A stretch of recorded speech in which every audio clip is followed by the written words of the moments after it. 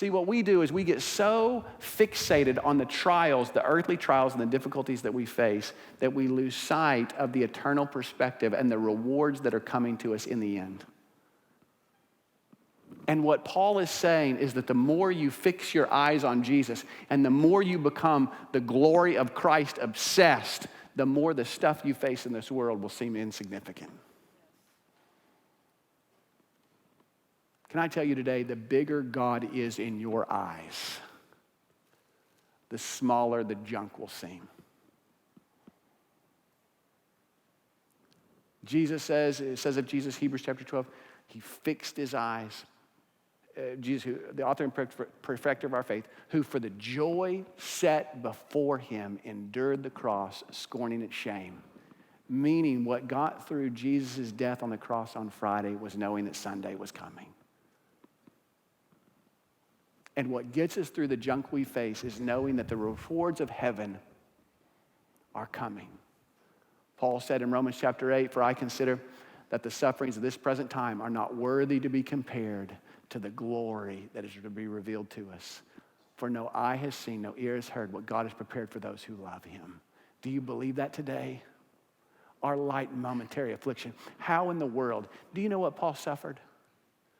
His lashings, his beatings, his stoning. This guy was within an inch of death on multiple occasions. How could he consider that light?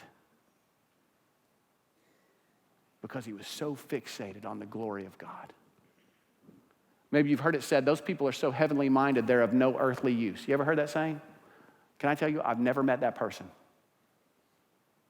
Never met a person who was so heavenly minded that they were of no earthly use. But I've met a whole lot of people who were way too earthly minded and they were of no eternal use. And the fact of the matter is, I've been in that place far too many times. We need to be a people who change our perspective and fix our eyes on Jesus. Turn your eyes. You know what song we sing? Turn your eyes upon Jesus. Look full in his wonderful face, and the things of earth will grow strangely dim in the light of his glory and grace. Are you discouraged this morning?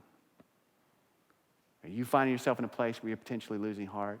Listen to me. You better be realistic about what you're facing. You have an enemy who's against you. You're going to face internal pressure and external pressure. You better go to battle every day. But be reminded, the power of the gospel is greater than the enemy we oppose. Greater is he that's in us than he that is in the world. Be reminded, God has a pattern. This is what he does. He uses weak vessels to demonstrate his glory, and he presses us into situations where we realize the depth of our insufficiency and the greatness of his sufficiency, and we rely upon him, and we fix our eyes on him. We keep one hand to the plow, and we got one eye to the sky, and we know what's coming.